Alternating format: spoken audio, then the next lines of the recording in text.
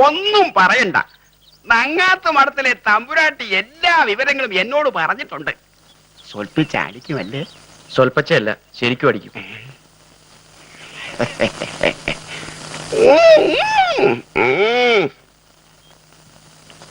പ്രശ്നവശാൽ തെളിഞ്ഞത് അകത്തുണ്ടെന്ന. എന്തോന്ന്? കൈവശം വളരെ പഴയതാ, ചെറുപ്പത്തിലേ കിട്ടിയതാ, അപകടകാരിയാ.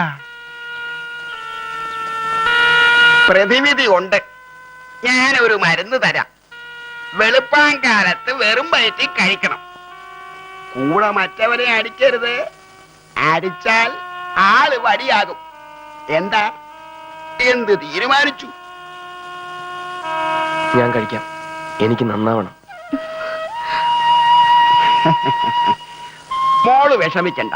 ദേ അങ്ങോട്ട് പോയി ഇരുന്നട്ടെ, ഞാൻ ആ മരുന്ന് എടുത്തോണ്ട് വരാം.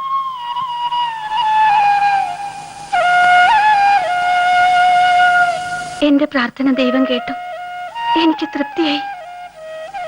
ഞാൻ നന്നാവും മോളെ, നന്നാവും.